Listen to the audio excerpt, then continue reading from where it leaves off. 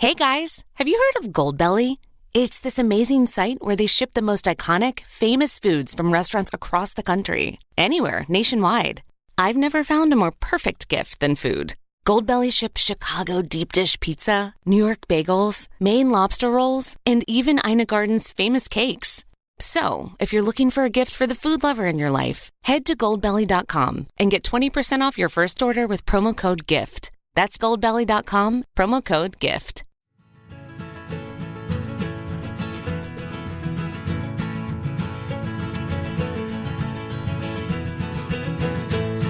In the dawn's light, boots on the ground, the leaves crunch beneath as we head down. There's something about the woods, and for the peace that quietly heed the call. Won't you join me on this trail, dear, where the deer stand tall and the air so clear? You're listening to my favorite podcast, the Big Buck Registry. Big Buck Registries. Big Buck Registries. Big Buck Registry. The Big Buck Registry's Deer Hunt Podcast. Before we jump into today's show, I've got a few things I want to share with you. First, if you're the kind of hunter who likes stacking every bit of information you can before heading out, check out deermove.com. It's our daily deer movement predictor built on real-time weather, moon position, and years of field observation. You can look up your area, track the pattern, and plan your next sit with confidence. That's deermove.com. Free to use and designed by hunters for hunters. Next, I want to hear from you. And if you've got a story from this season, a hunt that meant something, a lesson learned, or just a moment you'll never forget, call 7-246-132825 and leave a voicemail. Or head over to speakpipe.com/bigbuckregistry and record it right from your phone. We share listener stories on upcoming episodes, and we'd love to include yours. And finally, a quick word about how this show keeps going. The Big Buck Registry runs on the value for value model. Listeners like you who find value in what we do and choose to return a little value back. If you'd like to support the show, visit bigbuckregistry.com/value. Every contribution helps us stay independent and keep these conversations alive. Let's get into it. When we first launched the Big Buck Registry Deer Hunt podcast, our mission was simple: to share stories that mattered. Not just about antlers or inches, but about understanding the animal. Episode 19 with Dr. Grant Woods quickly became one of those cornerstone moments that defined that mission. I remember sitting down to record this conversation back in 2013. There were no big production lights, no perfect studio, just a shared curiosity about deer and the science behind them. Dr. Woods had already built a reputation as one of the most respected biologists in whitetail management. A guy who could bridge the gap between the research lab and the tree stand. He wasn't out to sell you a product. He was out to explain why deer do what they do. Over the years, we've had hundreds of guests, but this one has aged differently. When you play it back now, it doesn't sound dated. It sounds foundational. The way he talks about deer behavior, fear response, scent control, even the way light affects their vision, it's all still at the core of good hunting today. And that's why we're bringing it back as an Evergreen Edition. A cleaned up, remastered, and recontextualized version of one of the most educational talks in the history of this show. In this episode, you'll hear Dr. Woods explain how decades of research, from scrape studies to camera projects, shaped what we now take for granted in modern deer management. He breaks down deer biology in a way that just makes sense. He talks about how whitetails see color, that they're not truly colorblind, but instead keyed to blues and yellows, and how hunters can use that knowledge when they choose their gear and setup. He covers the truth about the moon, not from superstition or social media, but from conception data collected across states. He makes it clear the moon doesn't move the rut biology does. Hormones, light, temperature, those are the real drivers, and they don't lie. Dr. Woods also dives deep into scent control, not the gimmick kind, but the kind that starts days before a hunt. He talks about washing clothes properly, keeping gear outside the living space, clearing access trails with a leaf blower so you don't brush up against brush that holds your scent. Every step he describes is a step closer to understanding how deer survive by fear, not by thought, but by instinct. That's the thread that runs through everything he says. Deer live by avoiding what they've learned to fear. And the more we understand that, the more ethical and effective we become. You'll also hear him talk about habitat, about the work he does on his property in Missouri, known as the Proving Grounds. He explains how he uses no-till methods, rotates crops, and even uses composted chicken litter to build soil and better food plots. He reminds us that good habitat isn't about shortcuts. It's about commitment. Every acre you improve, every edge you manage, every patch of cover you protect adds up to a better herd and a better hunt. And somewhere in all of this, you can hear his philosophy shine through. The joy of learning, the respect for the resource, and the idea that hunting and science are two sides of the same truth. That's why this episode endures, because it's not about gadgets or trends. It's about connection.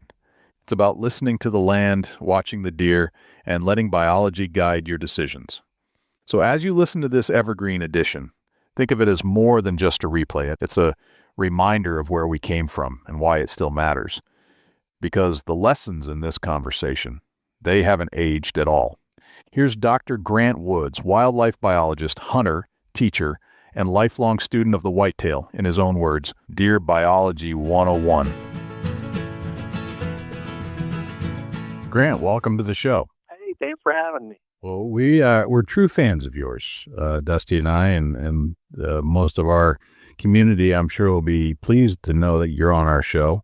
And I've gone to your site many times to learn about deer, and I am absolutely fascinated with everything you're doing. Well, thank you. You know, guys, I've been literally, I guess, in love with deer since I was about in first grade. I found a dead female fawn. Poachers had apparently shot it in one of our alfalfa fields. I was raised on a farm, and there were very few deer in the county. They just started restocking them. And, from that moment on, we brought it up to the barn, skinned it out, and I just always wanted to be a deer biologist. I never wanted to be a fireman or a football player. I just wanted to work with deer. It's very cool. It's an aspect that I think every hunter should know more about because of what we're doing with the woods. I think it's all part of the plan. Sure, no doubt. Enjoying the outdoors and improving it where we can and conserving it where necessary is a critical part of, I think, of what we're doing here on Earth. Absolutely. Now, Grant, where are you from? I'm from Branson, Missouri area, and I currently live here next to Branson, Missouri. A lot of people know Branson because it's a major tourist attraction. It's a little town of 12,000 people. We're off to football games on Friday night, but we serve 8 million tourists a year, so a really unique area. Oh, wow. What is it that draws all the people there? There's 3 large, beautiful reservoirs. Table Rock Lake, I'm sure a lot of folks have heard of Table Rock, and Bull Shoals. Bull Shoals is actually the home of Ranger bass boats and bass tournaments, all started many years ago. And believe it or not, there's more live shows here than in Vegas. It's kind of a, entertainment capital, I guess. And, when you live here, you never go to them. So don't ask me anything about shows because I couldn't tell you anything about. Well, I'm with you. But I think it's cool that you've got a lot going on down there. That's pretty neat. Yeah. Now, how did you first have or develop your interest in deer as a biological specimen? Of course, as I mentioned, I found a deer early and I wanted to learn more about them. And quite candidly, the only way I could figure out to get paid to play with deer, so to speak, was to keep going to school. And so, of course, I did an undergraduate and then I did my master's on crate behavior. And, I should have been in the mid 80s. And we really didn't know a lot about scrapes at that time. And I had a JCPenney or something, a home video camera somebody had given me, and batteries are about the size of a 12-volt car battery. And I spent 3 falls setting up trees. I didn't have enough budget for tree stands, so I'd climb trees, hang on, nail up 2x4s, whatever I could do, and try to get video footage of deer in scrapes. These were wild free ranging deer on actually public land where hunting was allowed.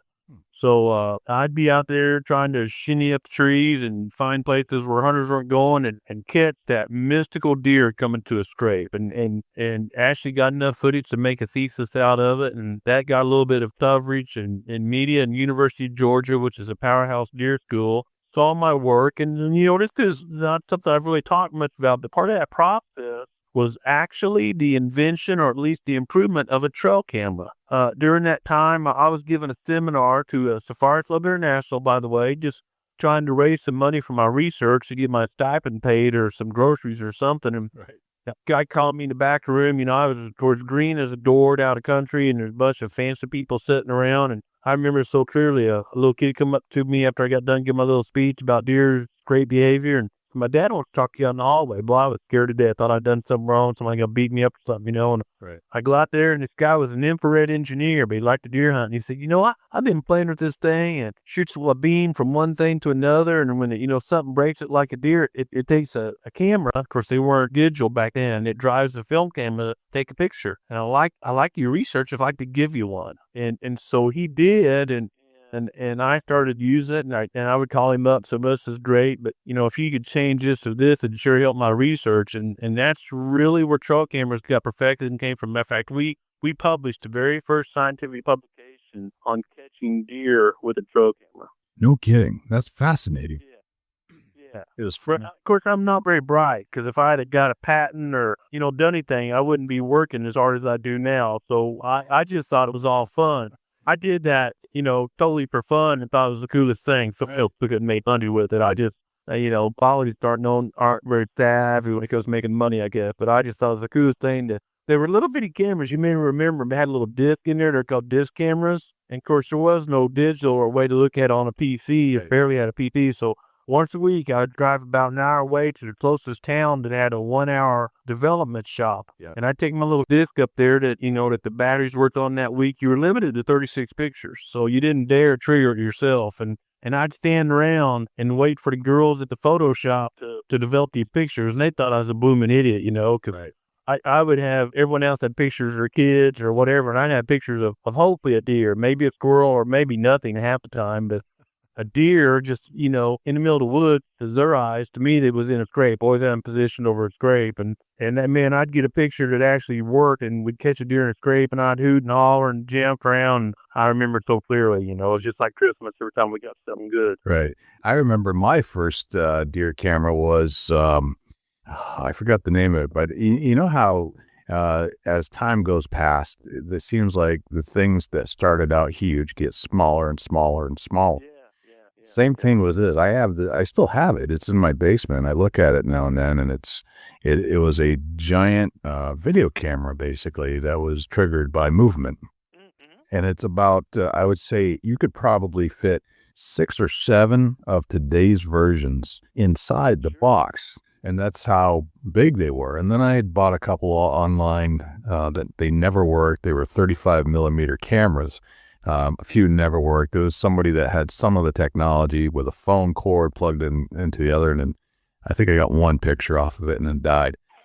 And then I kept buying some other ones, and I finally figured it out. And this was in the days of the 35 millimeter, and of course today's technology is just amazing. Oh my gosh, yeah. You can go to the internet and get your pictures zipped right to you and all that. Yeah, those were really fun days. I enjoyed those days. And besides learning about deer and scrapes and who's visiting and what time and all that, it was really just, I didn't have a bow in my hand, of course, because I was trying to collect enough data for a thesis. And those 3 years really taught me more about deer behavior than probably any period of my life. Right. Yep.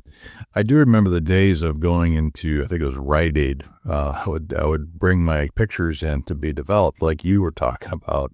Sure. And I always sat there scratching my head, like, what do these people think of me? Like, constantly bringing in these pictures, they're half deer, quarter deer, squirrel, all these funny things. And I spent hundreds of dollars on photography back then. Oh, yeah. Yep. Now, literally, it's literally no teasing. And, fresh roadkill deer was a staple of my diet back in those days because, I was a graduate student, had no money, not much funding. No one really thought anyone was going to get a project. I was trying to, take pictures of the deer in a little dirt spot out in the woods. Right. Exactly. But they were really great days. Those were great days. Now, how did you develop into growing deer TV? Well, as I mentioned, I went on down to University of Georgia and actually took that technology and perfected it more and started studying large rubs, like 20-inch rubs. and figuring out which buck, then does were using these rubs and what they were communicating and a lot of stuff like that. And while I was going through that research, just to be really candid, I was a little nerdy kid that didn't steal pencils from the supply closet and always paid for my copies. So secretaries liked me. And as I was going through my PhD, and people would call in needing research, some would do with wildlife, usually deer, and it was too small for university that the secretaries had pointed in my direction because they liked me because I didn't steal from them and, wasn't a bad kid. So I just started consulting while I was still in school to pay my way through school, basically. And so when I got out, I never looked for a job. I had enough clients, but I never looked for a job. And I've been doing that for 23 years. We've been incorporated 23 years. Is that right? That could... So nothing new. And about 4 or 5 years ago, a good friend of mine, Bill Linky of Midwest Whitetails, so had an online show, and we got to talking, and Bill and I are still very close friends, but it just didn't quite work out. He had his sponsors, had some groups I was wanting to work with, and so he said, why don't you just do your own show? And, and I've always been silly, like I thought I could get pictures of deer in a scrape. I thought, well, shoot, I'll just buy a video camera and just do this, so we did that. And basically the whole design was just, instead of me traveling and consulting, I've been traveling about portions of 38 weeks a year for 20 plus years now.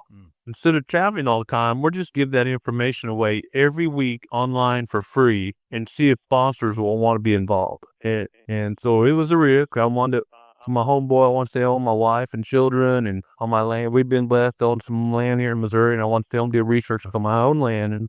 And so that was the only impetus. There was no magic written out model or business plan, or it was just a way to work with deer and stay home. That's really cool. And I like that whole concept that you give out a lot of free content to your listeners and you grow an audience. And hopefully at some point there's some sponsors that would love to join in with you. I think that's a very cool concept. Been very blessed, guys.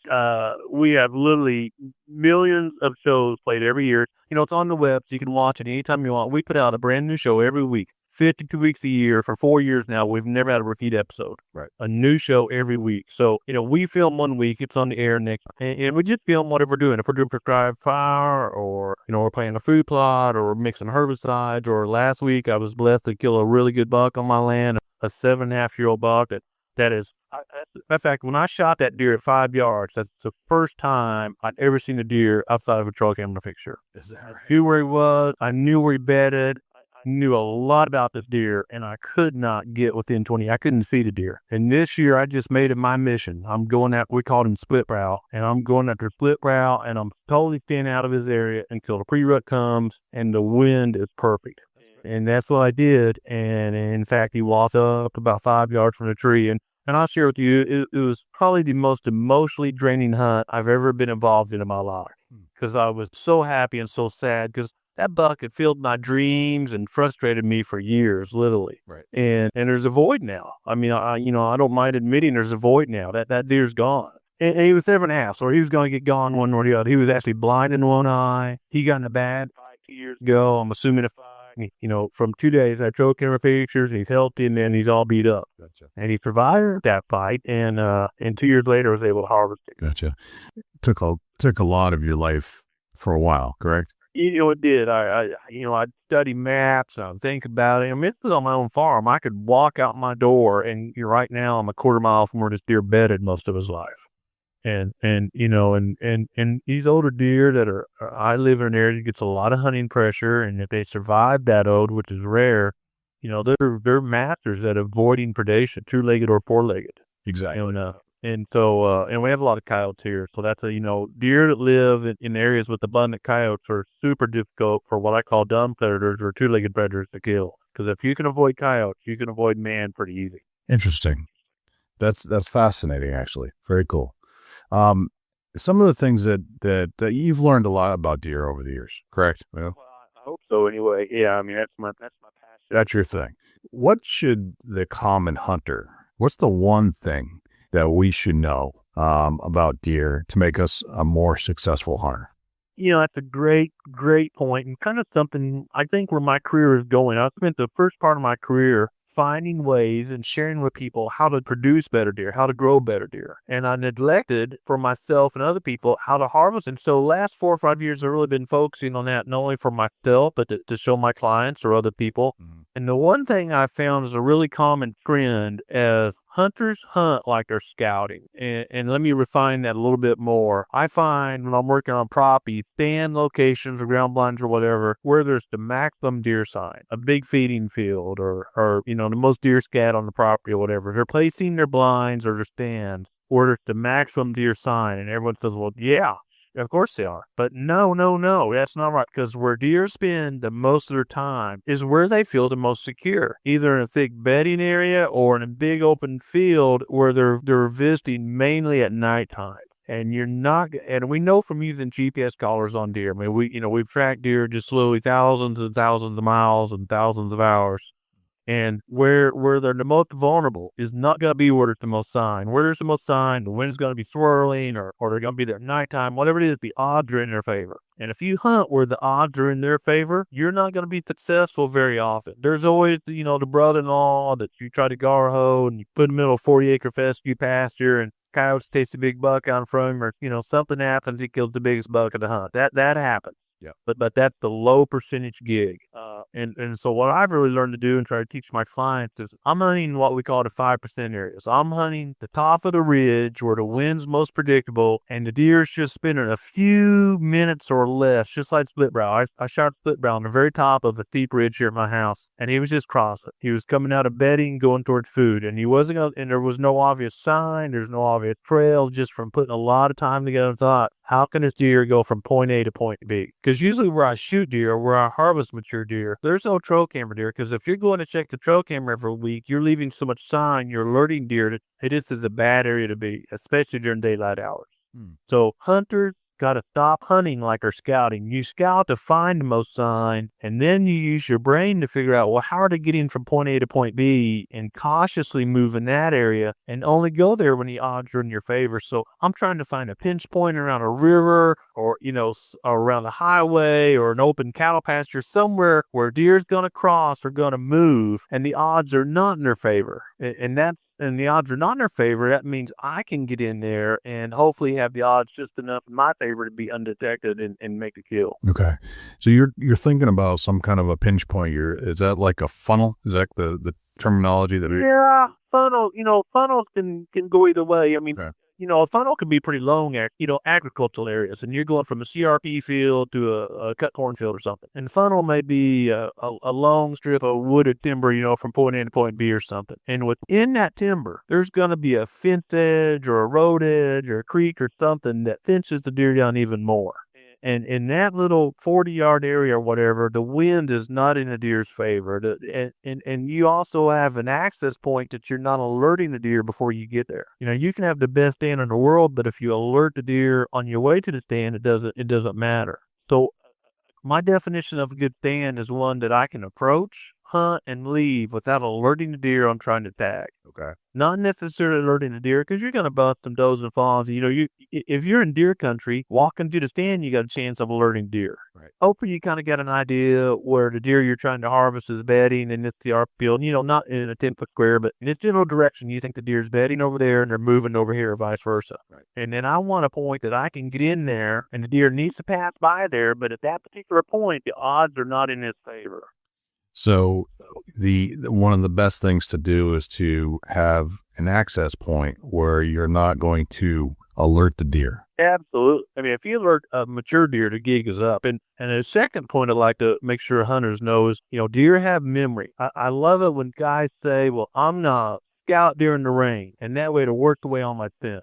And that only works if you don't alert any deer while you're scouting, because, maybe you go in and sure enough, the rain washes your scent away, but that only matters if the deer never got your scent one time while you were scouting. So, deer have memory. We know this, and there's some great research right now at the University of Georgia ongoing. It's not finished, but close to it. And the summary of it is they're using really high-definition color monitors tied to these feeders that have a padded lid. And let's just say, for example, they teach deer to eat corn when yellow's on the screen. When yellow's on the screen, the padded lid doesn't come down. But if it changes color and they stick their head in there, the pad comes down, stumps them on the nose. And so after a day or two, they learn that every time blue is on the screen, they don't want to go to that corn feeder because it's going to dump them on the nose. And so you condition them that yellow is a safe color. And you don't show them for a month, yellow. And then you put the same deer, we're rotating bunches of different deer in and out. You put the same deer in there, you're flashing different colors, and you flash yellow and see if they walk to the feeder. And it is stunning how well the memory is of a mature deer. Interesting. And how little memory a young deer has, which is what we've always thought, but now confirmed that deer learn by experience. They don't just they're not just born with this magical way to avoid humans and predators. Right. And that makes sense. If we didn't take care of our kids, they wouldn't survive at all. And if those does don't help take care of the fawns, especially during the first few weeks, they got no chance for survival. Fawns learn a lot quicker than kids do. Right. Gotcha. It sounds like you do some pretty cool experiments. What's the most shocking revelation you've had setting up some of these experiments?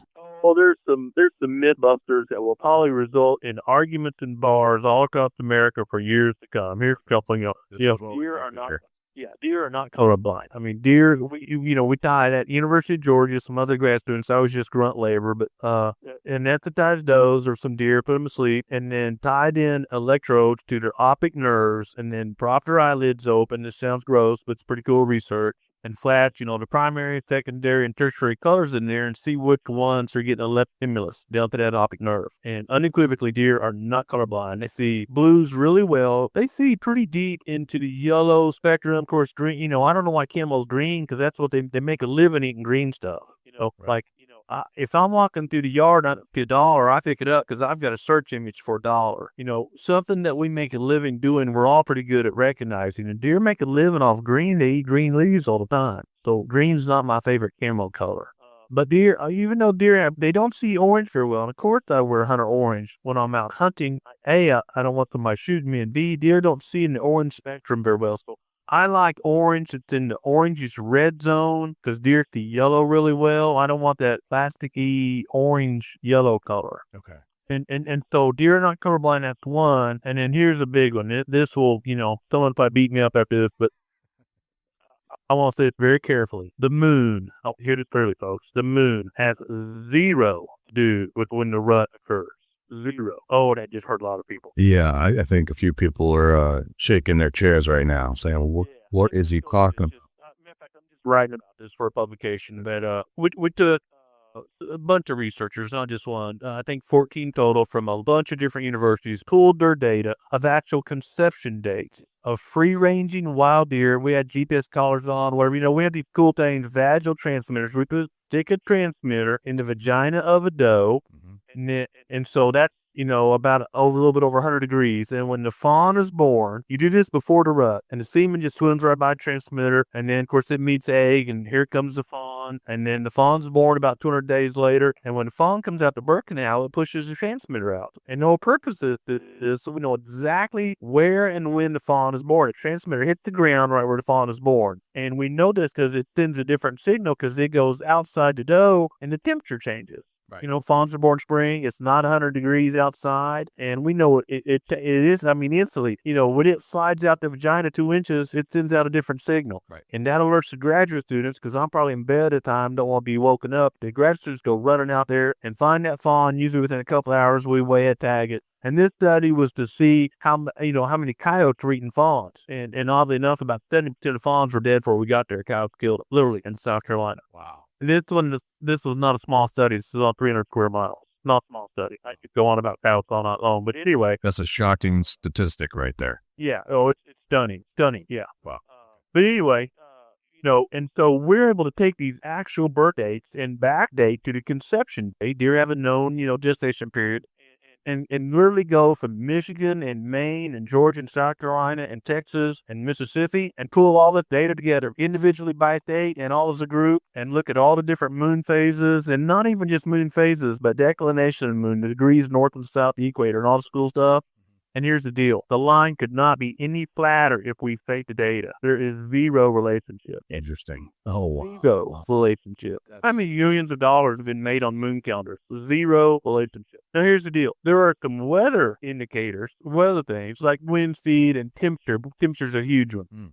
that do determine when deer are a little bit more active during the daylight. They're going to breed at more or less the same time of year, year after year after year, in the same location if the adult sex ratio is the same. You change the adult sex ratio a lot, you can change the mean conception date. Okay. But let's say you're on state land, that sex ratio is not changing. They're going to breed within a few days the same year. But you may not see as much rutting behavior because one year it's 10 degrees above normal temperature, and these deer got a great big old winter coat on. They don't want to run around when it's hot because they don't have sweat glands. They can't get rid of that body heat, like we do take our coat off, or we go drink more water, or we sweat a lot. They can't do those except they can drink more water. So this way it's a nighttime to play. And the hunter goes after the woods, and, it's 80 degrees on opening day of gun season in Pennsylvania, and seeing a deer, and he says, my guy states killed all the deer, and the moon's, whatever he playing, whatever, because some people believe they breed more in a full moon, a half moon, no moon, all these different theories out there, and whatever the conditions are, he blames that. And it had nothing to do, but it's really hot. And next year at the same time, if it has to be 10 degrees, and 10 degrees is a real number. That's about the magic number. You got normal, and you expect normal deer behavior. Mm-hmm.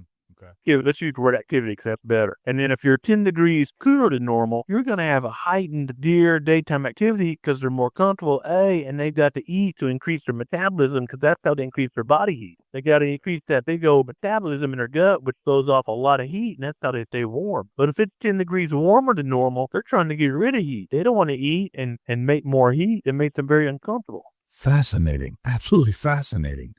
Those are two things that you can always get a good argument going over. Is deer are not colorblind, and the moon has nothing to do with when they breed. Right. So this is a good argument. I mean, these things have been out there for years and years, and years and years and years, and still out there. And I'm not going to convince everybody, but there is great data out there. Right. Great data. Not one guy's opinion. Great scientific data. I'm a scientist. I'm a trained scientist going back to college, so I dig data like this. I think this is great stuff. You know what the guys in West Texas always say. I do a lot of work in Texas, and they always say, man, we love it when a ruthless gang of facts kills a theory. And it's fun and to set in deer camp. I do the same thing with my buddies, and we all, make up theories, or, well, I think this, or I saw this, or my favorite story of all time. I don't remember any magazine. I wouldn't even say it if I did, but years ago, somebody killed this just giant buck about 50 yards from interstate somewhere. Probably wasn't even legal to hunt that close to the interstate, but 50 yards from the interstate. And so he wrote this big article, and his theory was that all the big bucks across America were living close to an interstate because hunters don't hunt there. Right. And every hunter ought to be hunting within 50 yards of an interstate. Can you imagine all the guns 50 yards from an interstate? And whether big bucks live or don't live by interstate, be cautious when one person has one observation and then proclaims that as a rule. Right. How many times you sat there, we all know turkeys have great color vision, but how many times have you sat there perfectly still and had a flock of turkeys walk by you when you got your 100 orange on? All these species of wildlife, their eyes are made to see movement way more than color, because color doesn't kill them. Color doesn't kill them. Movement kills them. Right. When the bobcat, when the hawk, when the coyote, when the snake, whatever it is that's coming after them, it's moving. Yeah. And God built their eyes to pick up movement. So you can sit there and solid orange, and a turkey walk by you, you go to pick your nose, and the thing blows out at 100 yards. It's interesting you say that, because I've always felt that I could sit out in the field with some cover scent or some kind of, as long as my scent was right, and I could sit out there in my 3-piece suit and they wouldn't care as long as I stayed still. I'm a big believer in camouflage for turkey hunting. They have great vision, and I wear camouflage when I'm deer hunting just to try to not alert the squirrels and the blue jays and everything else so much. So they're not cackling up the woods alerting deer. But really, the best camo for deer hunting is a can of sit still. Right, I agree. Just don't move much. Yeah, it's one of those observations you make over time. But that seems to be spot on. Yeah. Let's talk about food plots a little bit. You have a place called Proving Ground, correct? Yeah, we do call I live by Branson, Missouri. It's in the Ozark Mountains, and our land is just extremely rocky and really narrow valleys. When I say narrow, like 30 yards wide, and really narrow ridge tops. Okay. I always said if I could take an iron and flatten my place out, I'd probably own about 3,000 acres, but it's all on the side of a ridge where I can't do anything with it. Right. So when we just, over the years, different companies have paid us to test feed or fertilizers or whatever, and kind of the theory is if it works here, it will work anywhere. And that's kind of where the name the Proving Grounds come from. Okay, gotcha. Tell me what's going on the Proving Grounds. So what are some of the things you're doing out there?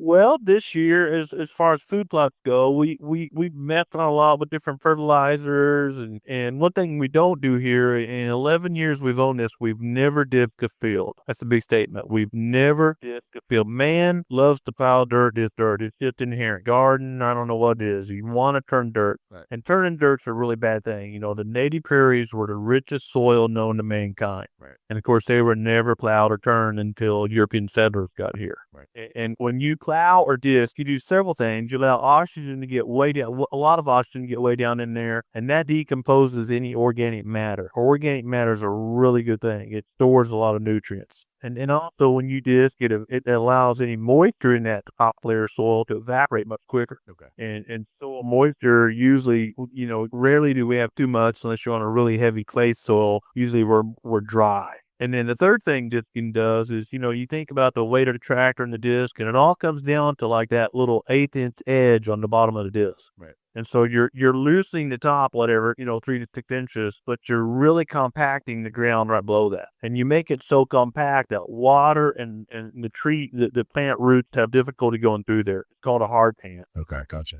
So like the more sophisticated farmers anymore, of course, no-till drill. And for planting food plots, almost every county in America has no-till drills for rent or ridiculously cheap. It's another government giveaway, like $7 an acre, to rent a $20,000 drill. I'm glad they do it, but that's certainly a waste of government money. And so, I rent drills until I could afford to buy a used drill. Now I've got a no-use drill that we replace parts on all the time. And we've tested this side by side, no-till drill techniques or conservation tillage we call it versus others. We get way more yield and spend a whole lot less diesel fuel doing it. And then we play around a lot with different fertilizers, and we started using a composted, that's a big word, and helified humic acid chicken litter or chicken poo-poo, and have just increased our yields dramatically. On my old rocky soil, there's no ag, folks. There's no soybeans, no corn for counties around me. You never see a grain truck going down the highway here. No silos. A combine would tip over on any hill here. There's no possibility of being a grain farmer. My best crop to date's 196 bushels of corn per acre, better than Iowa's average. And you put that in scale, how, doing better fruit plots is work. The deer I shot this week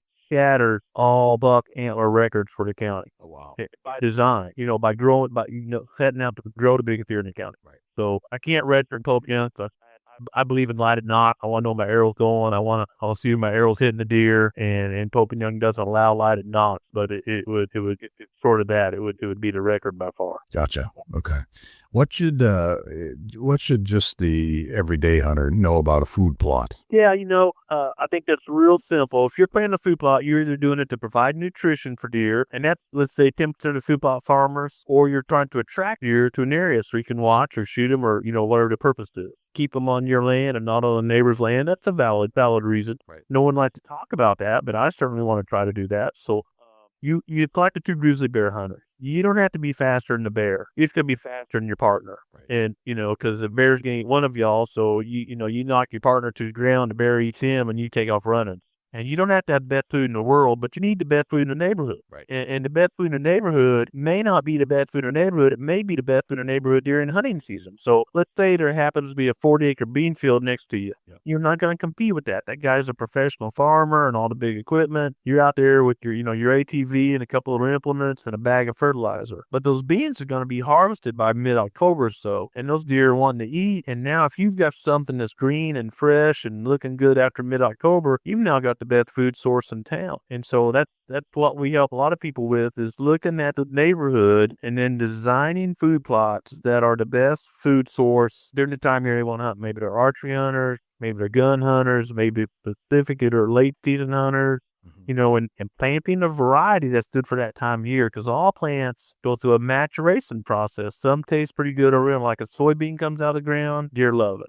A brassica comes out of the ground, it's not palatable for a while, like a turnip or a radish or something like that. So, right. Or you may want to plant a blend. If you want to hunt, that's your one food plot, you're hunting on Granny's 10 acres and you got one food plot, then you definitely want to plant a blend of plants. There are many good blends on the market to kind of have something that's kind of coming into its prime throughout the year or throughout the hunting season. Okay, gotcha. If you don't have the ability to grow stuff, is an alternative like buying bags of corn at your local feed store okay? We're legal. Certainly corn is deer are addicted to corn. No doubt about it. Anywhere I work, we trap deer, to put collars on them, whatever. Sure. And I've never worked anywhere that within a week deer wouldn't adapt to a corn pile. Right. There's good and bad to that. Deer on a corn pile are going to be nose deer, and if one deer's sick, then it's just like your kid at a kindergarten picking up the toy when Johnny just blew his nose all over. If one deer's sick, they're all going to get sick. And deer don't get sick much, so I'm not opposed to that. But in areas where CWD has been found, then that practice certainly needs to be limited. And that's not everywhere. That's the minority of the deer area. But deer are such a valuable and precious resource that where there are troubles, we need to work with the agencies and try to reduce those troubles. Yep. Is corn a good food for deer?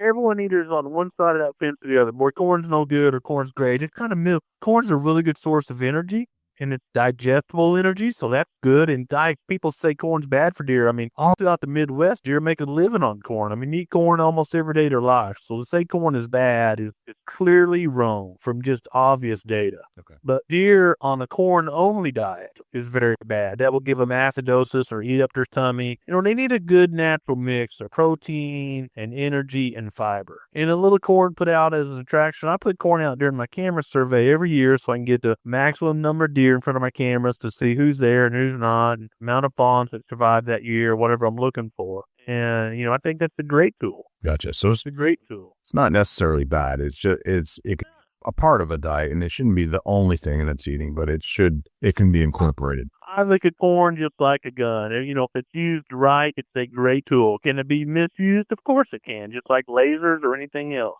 Gotcha.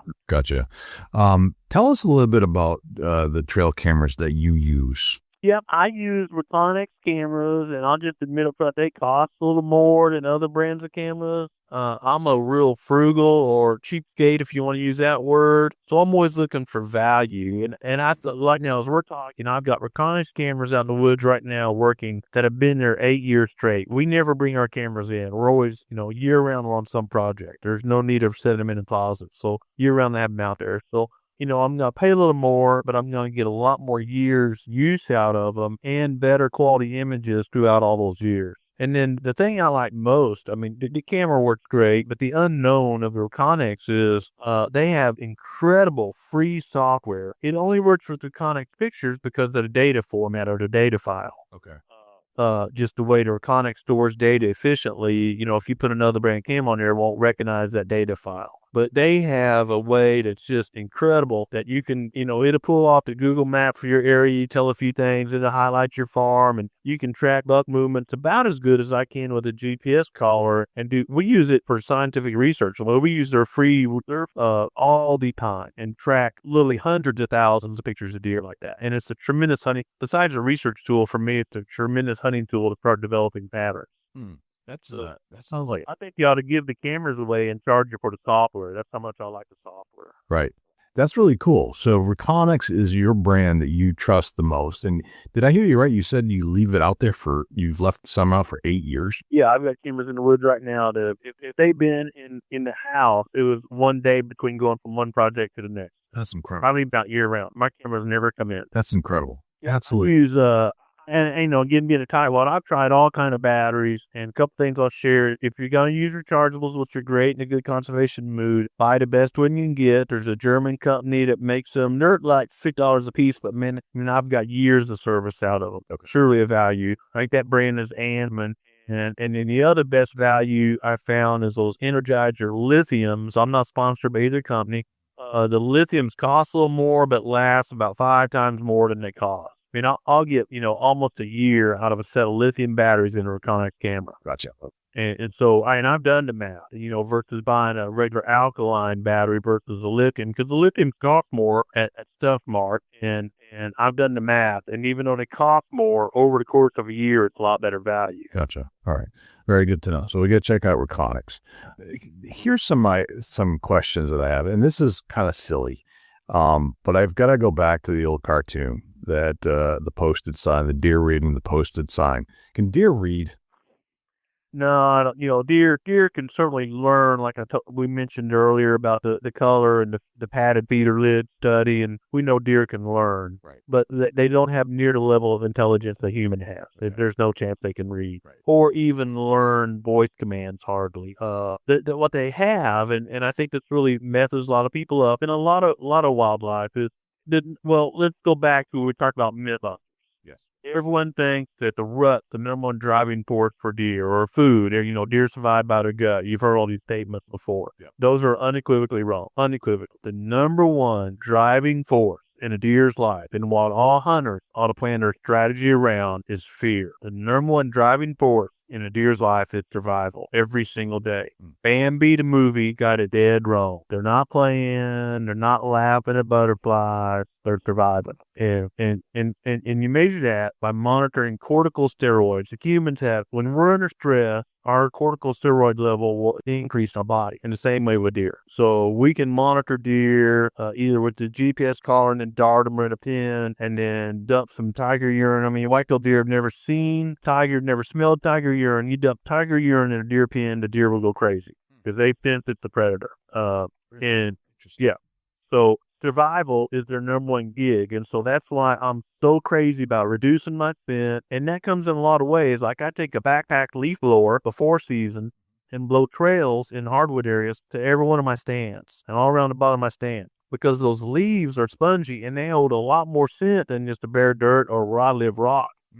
And you're making a big old scent trail walking through those leaves, and then think about it. When you step on, let's say 6 inches of decomposing leaves, everyone thinks we don't want to do that because they crunch. I'm not worried about the crunching. Squirrels make noise, turkeys make noise, everything in the woods makes noise. Yeah. But not many things are 200 pounds, like a hunter, 150 pounds, 200 pounds. And when you step on that big old wad of leaves with a size 11 boot, you're just pushing out a huge amount of spitball of crushed leaves all the way to your stand. Well, that's not normal in the woods. Right. You're got little skinny feet. They're just kind of poking through the leaves. Right. And you're going all the way to your stand. And I'm not talking about the noise. I'm talking about the scent you're putting out. Right. Stuff you can't see, right? Yeah.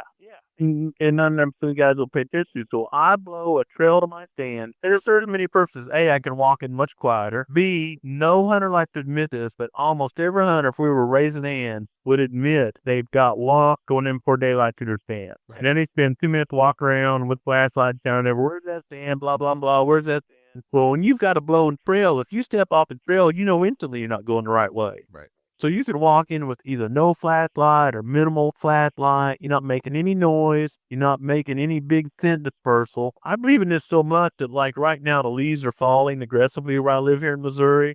And they'll be all down in, let's say, 2 weeks or so. I'll take one day, do a lot of turbines, and go re-blow every trail. That's a great tip. I've never thought about that, but that is so great. Yeah, and I mean, almost everyone's got a leaf blower or some kind of blower in their garage, or neighbor's got one, And, man, you can go in so silently. And people say, well, won't deer adapt to your trail? Yeah, but they don't smell you. I've shot a lot of deer walking right down the trail I blew in the woods. That's fantastic. Now, how far out from your entry point to the stand should you blow the leaves? Wherever I park the truck, wherever I get in the stand. The whole way. Gotcha. The whole way. A mile? When I don't do that, I'm not walking a mile. Yeah, there's very few whitetail places you got to walk a mile. Okay. And I have some land I hunt that's really close to public land, and a few guys can't read very well apparently, maybe cross that line. And so if I'm where other people are going to be, I'm going to go in the woods 20 yards from where I park my truck or so, and then blow the trail just so I'm not leading someone else to my stand. Okay, gotcha. We had a question on the Big Buck Registry recently, and a gentleman was in his tree stand and he was texting somebody, his wife or something. And he noticed that as the deer approached, when he texted his buddy or his wife, that the deer actually looked up at him. Can deer pick up on a frequency of a cell phone? There's no research to indicate that. I think they just saw him moving, or, I think there's a very simple explanation for that. Excellent. I like putting these myths to bed tonight. This is really good. And got to remember, a cell phone has what? A big old battery in it that smells totally abnormal in the woods. Now, I'm all about guys taking their cell phone for safety reasons to the woods. Yeah. I take mine. I download books on mine, and I read in the stand all the time. Right. And reading does a couple things, because if I don't read, like I'm sitting there talking to you, and if you can see me me, my hands, I'm one of those guys that their hands got to move all the time. So I read, and that keeps me still. I'm looking at my phone, and I just look up every verse, every chapter, every paragraph, whatever I'm reading, and kind of scan my eyes around and, see if there's a deer. I detect most deer by smelling them or hearing them long before I see them. Gotcha. So, but the phone keeps me, but I wipe my phone down with a dead downwind white cloth or some kind of white cloth and try to get as much scent off of your human oil, your fingerprints, everything are all over that phone for days on end. You've been sticking it up on your sweaty face. So clean that phone up right before you go hunting. And what else can we clean up? I mean, the phone is something you have with you all the time. So, and that's probably one of those things you bring in the woods with you. That's not. Man, I clean everything. My hunting gear. Again, I live where the wind swirls really, real bad. I go out I try to draw a tag every year for Kansas. I love western Kansas because the wind comes off those Rocky Mountains. It's coming out of west today. It's coming out of west tomorrow. 20 years from now, it's going to be coming out of west. Mm-hmm. And the wind is so predictable, I don't worry that much about my scent out there because it's easy to hunt with the wind in your face. And the landscape is so open, I'll spend a day or two just scouting for every hunt. And I'm using my binoculars. Okay, here's the center pivot irrigation or the feeding field or the milo field or whatever. And here's the CRP. I know the deer are going from point A to point B, but I don't know how they're going. So I'm going to figure out which drain or creek, whatever they're using. And about day 3, then I move in for the kill. I don't start off hunting. Here where I live, you can't do that because you can't see more than 50 yards. It's all timber country. Right. Yep. And then the wind swirls like crazy due to the topography here. Right. So I have a separate washing machine. I'm a real redneck. It's in my garage. I hook up a water hose to it. My wife hates this. And I use a biodegradable detergent dead downwind, so it doesn't matter. And I just know the effluent or the exit hose goes out in the yard. Yep. And when her lady friends come over, and I've got a little rack on the yard, actually the bottom of a redneck tree stand, it's old, just a rack, and I put a bunch of wire across there as my clothes drying line. I got out in the yard, so I got my whitey-tidy ammo out there in the yard drying, and I got, it looks like a sewer hose running down the driveway. It's not hurting anything. Yeah. And my clothes never come in the house. They go in that washing machine, and no one else's clothes doing that washing machine, and my hunting pack and everything that's washable. I mean, almost everything except my arrows and my bow go through that washing machine, hang out on a sunny day in the dryer. Then I use a scent master. It's a locker thing that has 130-degree heat going to it, a couple carbon filters. It's a closed system. It's not sucking in air from the outside. And all my clothes and gear, everything is in my bow. And I tried to put my bow in there, and I thought that was the coolest thing, except it melted all the wax off my bowstring. Oh, right. Okay. Yeah. So burn that. My pack, my binos, my rangefinder, everything goes in there. Okay. And I got to tell you, and it's a pain. It's a real pain to do all this. Yep. But when I started really taking it to this intensity level about 3 or 4 years ago, I cannot tell you how many more times I've had deer get downwind without busting me. Am I 100%? No, I've been busted. I've certainly been busted. But the chances of me getting busted in a really tough environment to hunt the odds have greatly improved in my favor. Right. That makes sense. I mean, I've always had more success on the years that I focus more on my scent control.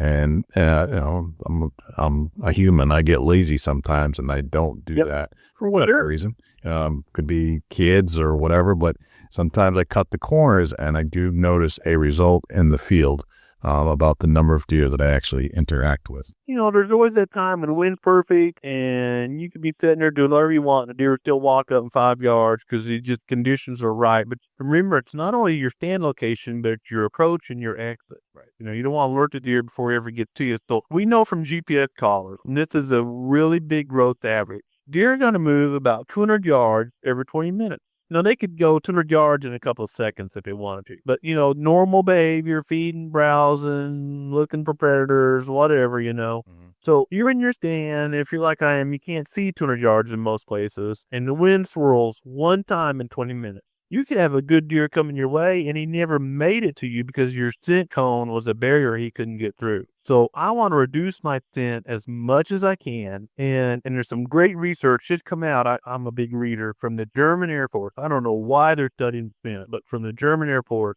talks about all the things that help human scent molecules travel. The obvious things, like the higher the humidity, the more it's going to travel, right? Right. And the more liquid or porous the substance is, the more scent it can hold or give off. Like, a solid steel bar doesn't give off a lot of scent. Okay. Your bow, if you've wiped it down down with a good scent preventer, it's not going to be giving off a lot of scent. You and your breath, and, we're, not to be gross, but all of us have, billions of cells dying and sloughing off our body every hour. Right. So you wear those same hunting clothes, especially your underlayers, a couple of days in a row, they reek. They may not reek to you, but they reek enough that any deer can pick them up a long ways also. I want to reduce my scent as much as I can. And when that deer smells me, it may think I'm 200 yards off and it's only 20 and it's too late for them to figure it out. Gotcha. And I've had deer. I've got video of deer. We had a great one last year just because of the muzzleloader hunt in Kansas. And we were hunting, in an area that I knew it was between bedding and cover again. And I just knew this mature buck was passing through about a little 4-acre native grass field. And I actually seen him there a couple of days, but out of range. And we moved in, and we probably got the wind right. And early in the morning, we started right down by the creek, so the thermals are going downhill. And we, being the cameraman, and I said that when we feel this shifting, when the heat comes up, 8 or 9 o'clock and on sun, and we feel the thermals going uphill, we're going to change and get above this deer. And I just jokingly said, we're probably going to be moving around when he comes out. And we're about 20 yards in our approach going uphill, and we're hugging the wood line, just kind of going up the deer. And both of us just, there he is, and hit the deck all at once. And sure enough, on the opposite corner of the field, we see big antlers. And we're right by the tree line. We drop down. I peek up over the native grass, and there he is. I mean, the deer, I spent 5 days on this deer, and I thought, well, I just blew this. And so I get my gun up, cameraman's kind of getting around, and you can tell the deer's nervous. If you watch the show, you watch the episode, it's still online right now, you can tell the deer's nervous. We had literally 10 minutes and 30 seconds to that deer. And you're thinking, well, why didn't you shoot him if you could see him? Because I could see his rack and his head, but the native grass is so tall, there's no way to push a muzzleloader bullet through there or any bullet. All bullets deflect without deflecting. I couldn't see the kill zone. Right. And so we're sitting there, and I'm thinking, this gig is up any second. His nose is up. You can clearly tell. I think it's a safe assumption that the buck knows something's up, but he just can't get enough of it to figure out where we are or how close we are. And he starts walking kind of toward us. He makes it about 30 yards, and there just tends to be a low patch in the grass right there. 10 minutes and 30 seconds, he met his maker. And what's so cool is when I had a muzzleloader, you know how much smoke comes out of a muzzleloader? Right. The smoke goes straight from me to the deer. Right. The wind was going straight from me to the deer. He could not get enough of to bust out of there. A very mature deer, 168 inches. Interesting. So I think we can't get rid of our scent because we're breathing, we're respirating. Right. But we can reduce it enough to get by with some stuff that we normally can't. How do you reduce the scent in your mouth? Can you chew gum? Do you use mouthwash? How do you kill it? I'm a gumaholic. I chew gum, and I just chew a brand off the shelf. It's not a special Gumaflage or anything like that. Yeah. And I probably smell like spearmint or peppermint or whatever brand I pick up the day I'm going hunting, Okay. And I just think that moisture in my mouth is better than bad breath developing over the hour or 2 or 3 hours of a hunt. Gotcha. So I mouthwash, and I brush my teeth, and I floss. I do all the things your mommy taught you to do right before I go in, and then I'm chewing gum. Okay. And I'm well hydrated because a dehydrated person makes more odor. This is a little tip. A dehydrated person makes more odor than a hydrated person. A healthier person makes less odor. And you don't want to hear this, folks. So this is nothing about any product. This is a safety concern. Some folks may know I've had a kidney transplant 21 years. So, every day is a really good day for me. I'm not going to get upset over much. Right. And health is really important for me. And I had my kidney work done, and every year I go for a checkup at the Mayo Clinic, Rochester, Minnesota. Most people think the pinnacle of healthcare. Right. And through this process, I'm talking to my doctors. They know I'm a deer researcher and what I do. They will tell you, Grant, don't use an antimicrobial. There's a lot of brands that are. Don't use an antimicrobial. You don't want to kill all the bacteria in your body. About 80% of the bacteria in our body keep us alive every day. Only 20% are bad. Right. 80%, we got to have to live. Right. We've got to have to live. And so when you take Brand X antimicrobial and rub it all over your body, that's bad. And a chemical, you want to look on the back of whatever Brand X you're using and make sure it's not in there. If you see triclofor or anything like that, anything on there, don't put that on your body. That's bad stuff, really bad stuff. Gotcha. EPA doesn't monitor. That's not a regulated product. If it was, it wouldn't be on the shelf. Gotcha. Okay. Good tip. Very good tip. What about, can deer smell gunpowder? I'm sure they can, but here's the better question. Do deer associate that with danger? Right. That's a better question. Definitely. Yeah. So here's an example. I've got a buddy in South Carolina. South Carolina's a tough place to hunt. I mean, the wind swirls, it's flat, very humid, scent carries, and the season's from August 15th to January 1st. Those are super educated deer. Legal to chase them with dogs all the time, bait them with corn. I mean, super, super educated deer. Yep. And I got a buddy that is a really good friend of mine. He's got like a 44-year-old, I don't know how old, climbing tree stand he made out of conduit pipe. I swear I'm going to find that guy dead under a tree someday. And smoked like a train. Right. I mean, the guy is the worst chain smoker you've ever seen in your life. Close friend of mine. I'm not bashing him. I worry about his health. Yep. And I always know where he hunts, because where he hunts is all pine trees. It's kind of scared of heights. So he climbs about 15 feet tall on this old rickety climber, and he smokes like a train. And he puts the cigarette butts out. He puts the cigarettes out in the tree. So you can always walk to the woods and figure out where he's hunting, because there'd be a ring of cigarette butts at the exact height where he's at. Right. And that's how I scout when I'm down the run with him, because well, if it's good enough for him, it's good enough for me type deal. Right. And the guy's a deer slayer. He'll kill about 15 deer a year with a bow, where it's gun season from August 15th to January 1st. He is a master hunter, one of the best hunters I know of in America. Literally. He's not on any TV show. He doesn't endorse any products. He's a just loves to hunt guy. I mean, he's a master. And here's what I think. He's never been busted by a deer. He smells so much like a cigarette butt. Right. He's been a chain smoker. I'm 50-something. He's my age. He's been smoking since a teenager. He smells so much like cigarettes. And deer don't associate cigarettes with danger. Right. And deer just don't pay attention to him. I mean, his bow, his truck, his bow, his clothes, everything about him smells like cigarettes. I'm not saying this to be mean at all. No, but it is not worth it. Folks, don't do this. You don't want to die of cancer to go kill a deer. It's not worth it. But so my point is, what deer associate with danger, they avoid. Right. We often hear guys, especially in the Northwoods, running a chainsaw and deer walk up to them because they associate chainsaws with fresh treetops in the winter, and that's the source of food. always, right. Yep. Yeah. You Or the feeder repeater, in Texas or places where there's spin feeders all over the place. Yeah. You make the sound of a corn feeder, deer are coming. Yep. I've talked to loggers and they just chit chat and they'll say, well, you should hunt right here next week because this is where we're going to cut. So what do you mean you got to be in here cutting? He said, no, you don't understand. We're going to cut these trees and you're going to see deer here every single day. Yep.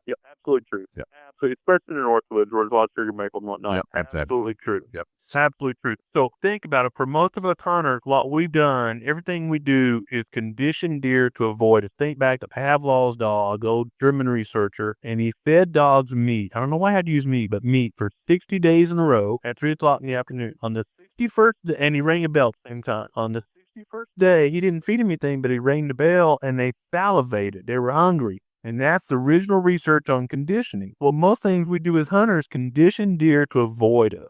Right. And so do deer recognize gunshots? No, I work on military bases, and I often see deer. This is another little hint. See, always feeding on the downwind side of these practice ranges where thousands and thousands of rounds of ammo were shot while guys are shooting.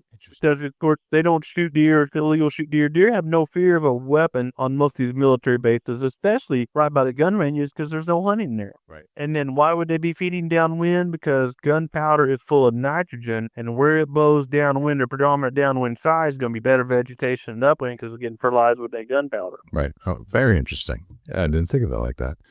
Talk to us just real quick, and we'll let you go. And we really do appreciate you spending this time with us today. Tell us a little bit about how I can use the rut to my advantage.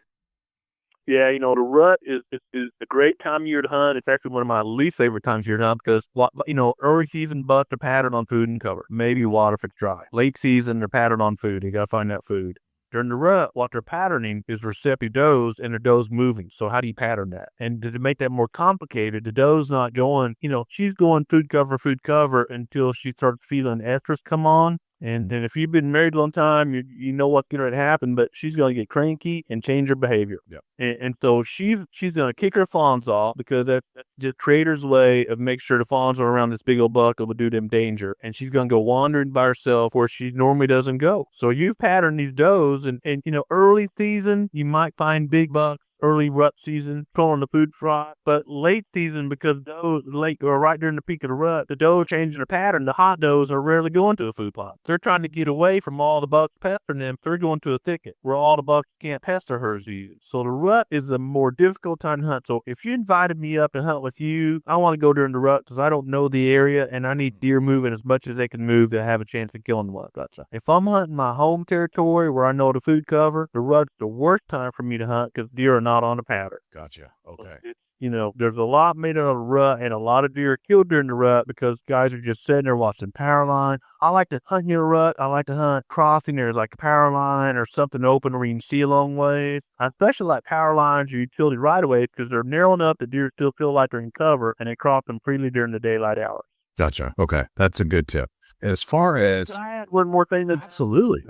My favorite time to hunt the quote-unquote rut are when does are receptive. If you're in an area where female fawns reach about 70 pounds while it's still season, female deer reach puberty at about 70 pounds. Okay. It's not an age thing. It's a body condition thing. So in Iowa, the whole state of Iowa is a food plot. So like 80% of their female fawns will breed. Much lower percentage down here in the sticks and rocks where I live because the nutrition's not that good. Right. But enough of the fawns will become receptive. Our season goes to January 15th. That late season, when a fawn becomes receptive, she's not wise like an older doe, and she's still coming to the food plot to feed every day. Okay. And the best way to kill a mature buck during the late season, especially on my farm, is at those food plots because most of the acorns are gone. Deer come to food plot, and those fawns will come out at 10 o'clock in the morning or 4 o'clock in the afternoon. Mm-hmm. And if you're in an area where there's a bunch of fawns coming, one of them's going to be receptive, and there's going to be a mature buck in tow. And that's exactly how I tagged a very large Missouri buck last year. It was in that late muzzleloader season. There's a late muzzleloader season. On the food plot, 11 o'clock in the morning, here comes a fawn with 4 yearling bucks chasing her. And I said, no, no, no. And about 4 minutes later, here come the big old buck I was after. Gotcha. All right. That's a great tip too.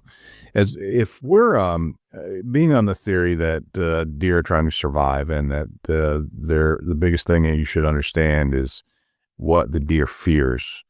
Is it better to hunt a stand or sit still than do a still hunt or a track for deer? Is there a disadvantage moving around? It depends on where you're hunting and your skill level. My favorite way to hunt is, I think, what you call track. I don't track deer. We don't have no snow. It's too rocky. You don't leave tracks here.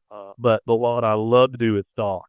Yep. But I'm not just talking like, well, I'm gonna go walk in the woods today. I'm going to try to arrive. Let's say my stalk is gonna come down a travel corridor or perpendicular to a travel corridor, more likely. But I'm gonna end up at the food source 10 minutes before dark. And there's huge advantages to that. I'm stalk hunting, but I'm really just getting to the stand 10 minutes before the deer are gonna be there, or right when the deer get there. And that way, there's no chance of the wind swirling, because that time the wind is steady and swirl the afternoon to put my spin everywhere. Okay. So when I stalk hunt, I usually have a destination in mind, and I'm going to get there right when the deer are getting there from the opposite direction, so I've never alerted the deer. So 90% of my stalk, I'm looking and I'm alert, but I don't really expect to see the deer I'm after. Okay. And I'm going to end up exactly at the same time, hopefully, when the deer get there, with about 10 minutes of shooting. Either in the morning, like I'm going to be working my way to that food source. I'm not there an hour before and I bust all deer out. I'm going to come in the opposite direction, and I'm going to be there right at first light so I can picture anybody. Gotcha. And I stalk my way to it in an area that's not alerting deer. Or in the evening, I'm going to go through the acorn flat or whatever, but I'm going to end up at the food source, food plot, field, whatever it is, 10 minutes before dark. Because that's all I need to kill deer, just 10 minutes. Right. So it's kind of like a long version of taking a walk to your stand. Yep. Okay. And I would hunt like that every single day, except it's a horrible way to film hunt. Right. I think that's probably if you have the skills to move quietly and be disciplined enough not to violate the wind. I mean, I'm constantly checking the wind. The wind shifts, I go the other way. I don't say, well, doggone it, I want to go to, over here to my right. I'm just going to keep going. Wind shifts, I go the other way. Right. That's an interesting point, as you very rarely see still hunting or stalking on TV. Yeah, because you don't build the story. The cameraman's twice the noise, and more movement, and you're not coordinated. You can see the deer, he's behind a tree, vice versa. It's a horrible way to film hunt in timber country. But and I put it like this, okay? We're not coyotes. Coyotes run deer down. They run through the woods, and they got the tremendous nose. They cut the deer trail, and then and they just go to them. We're not coyotes. We can't do that. We can't run like that. We don't have the nose. We're bobcats. Don't have near as good sense of smell. And a bobcat, you probably think bobcats from your tree stand whenever they creep through the woods, and what they're doing is getting to the destination where a squirrel or the rabbit or the quail's going to be at the same time. Right. They don't sit there all day. They know the habits of those animals, their prey species, and they're timing it just right. Well, our skill set, because we can have good optics and we can learn to walk quietly, our skill set much more matches the hunting style of a bobcat than a coyote. Yeah. And so if we're going to use that type of hunting, we need to hunt like a bobcat. And if you've ever watched bobcat, take 8, 4, 5 steps and it's down. And when I'm stalking, I'm not moving constantly. constantly from point A to B. I mean, I'll lean up against this tree a while and kind of look and blast. I ease up the next tree and I look and blast. I'm hunting just like a bobcat. Right. Gotcha. Tell us one last question, Grant, and then we'll let you go. How healthy is venison? Oh my gosh, that's a great one to go to the Mayo Clinic website. Just type in Mayo Clinic and venison or something like that. Google that and that'll get you there. It's really low in fat, obviously. I crossed this to deer yesterday. My family consumes, I have 2 daughters and a wife, only one wife. And and we eat about 10, 12 deer a year. I mean, they don't.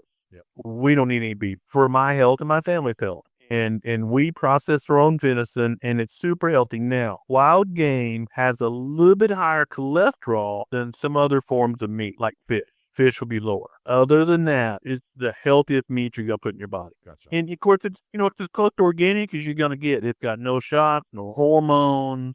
It's just eating. And here's another great thing about deer. Let me take that one step further, because that's a passion of mine. I wish people processed their own meat or went to a good processor. I can't believe guys that shoot a deer, donated $20 to me. If you got more than you can use, that's great. But man, that's great food for your family. And here's the greatest reason why. Deer are very selective feeders. And they're free range in the wild, so they're going to take a bite. You watch deer eat. They don't just go down there and mow every acorn. They're kind of picky. Or they don't eat every blackberry. They're picky. Or even in a soybean field, just see me this leaf and that leaf, and they're skip 20 leaves in between. Right. That's because they can smell and see differences in the nutrient value of those leaves, so they're only getting the best ones. Where a beef cow is out in the pasture with 44 other cows, and they just got to eat what's there. Right. They don't have a choice. They're usually in a monoculture feedlot or something like that. Deer eating the healthiest leaves that are not impacted by insects or damage or whatever all day long, every day of their life. And so they're like the super healthiest human. They're only putting the best stuff in their body every day. That's so cool. This has been one of the most informative podcasts we've ever had. And thank you. Thank you so much for doing this for us. Hey, if your fans would check out Growing Deer TV, because we do this every week. Every Monday morning, we release a new episode. And we will put all these links right in our show notes for our listeners. How can people reach out to you if they want to contact you? The best way is through Growing Deer. There's just an info Growing Deer that will get to me. My secretary will see it and get it to me, and that's the best way. Or go to our Facebook page, Grant Woods. Guys, I just physically can't, but I try to respond to almost every question on Facebook. Yep. So, and Facebook for us, I got to tell you, I don't even have a personal Facebook account, but Facebook's a great way for me to help share the exact stage of the rut or what deer are eating or what's going on, because I still travel a lot, and where I'm seeing what I'm doing, and that's just my way to try to help hunters on a daily basis. I try to put an update out there every single day. And if my Facebook is not, hey, I just ate at McDonald's or I'm, watching whatever, it's 100% deer type stuff. Right. Or what I'm seeing in the weather, what weather trends I'm seeing, or if there's any research. Like I just posted some research about deer car accidents I just found today. I mean, if I think it involves deer hunters, I'm going to try to share it through Facebook. Yep, gotcha. So it's growingdeer.tv. You can go there. .com, just .tv, growingdeer.tv. .tv. You can go there. You can check out all the research. You can see all the videos, all different types of topics. So you can go to your blog, frequently asked questions, keep up with the rut, see what's going on. One of the most informative and best deer websites we've ever seen. So I would encourage all of our listeners to go and check out what Grant's got going on. Any parting thoughts, Grant?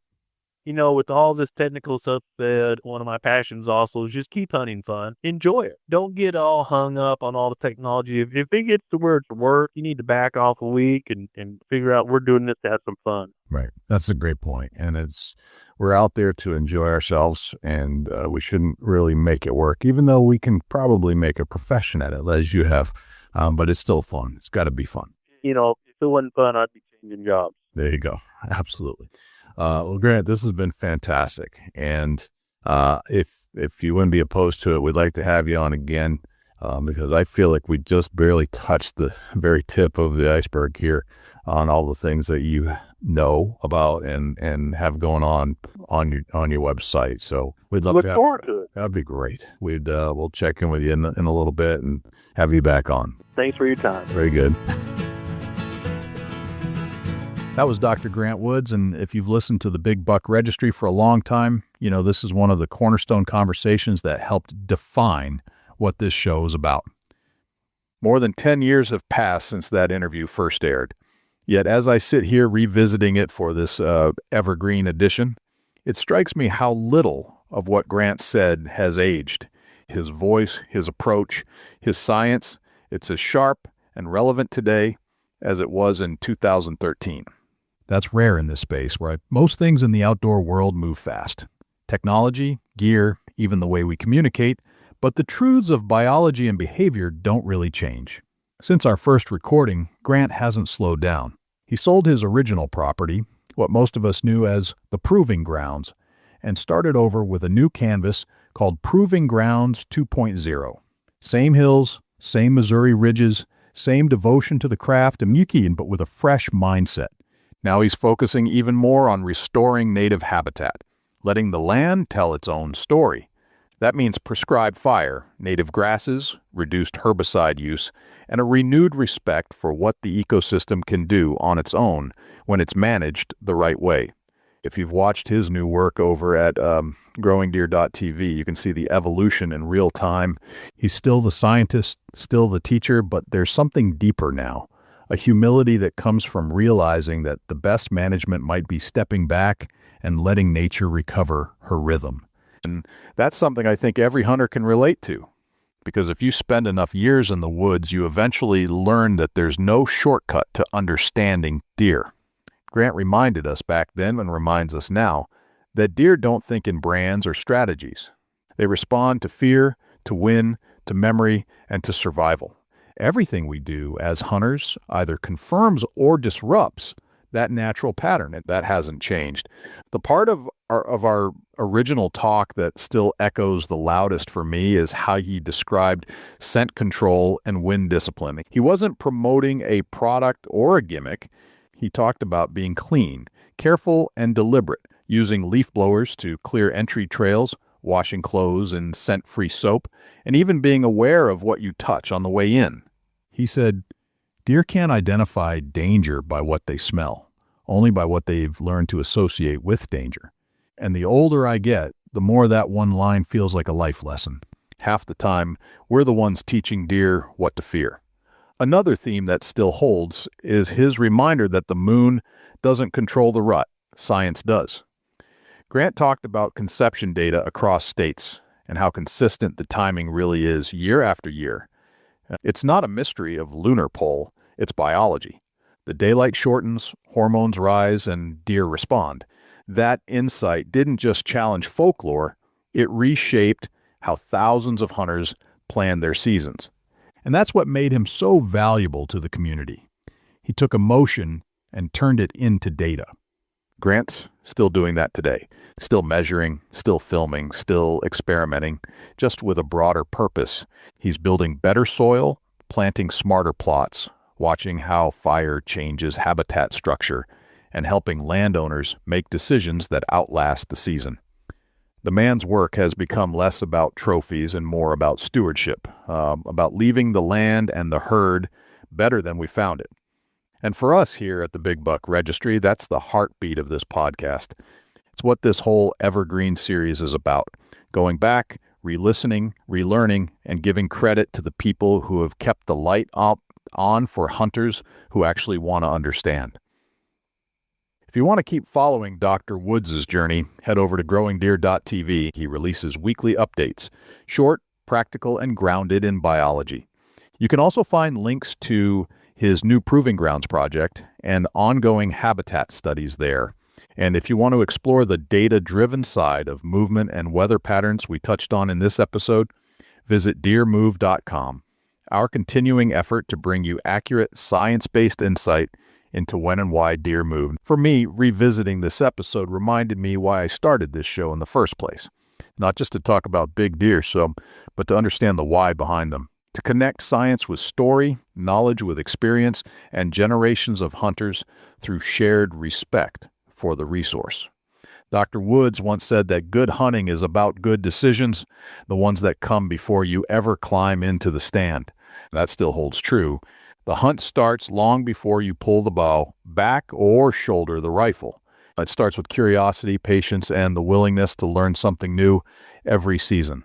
Thanks for joining me for this Evergreen edition of the Big Buck Registry Deer Hunt Podcast. And if you're enjoying the Evergreen series, do us a favor.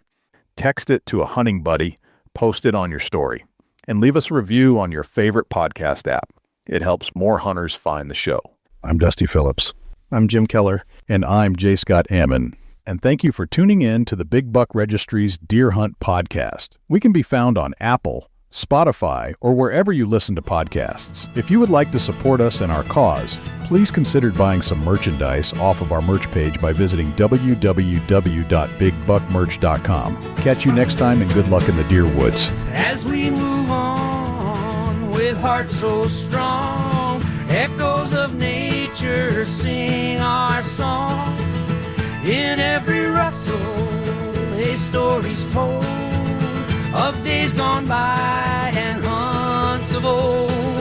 Listening close to Deer Hunt by the Big Buck Registry, sharing tips and tales, it's where we ought to be.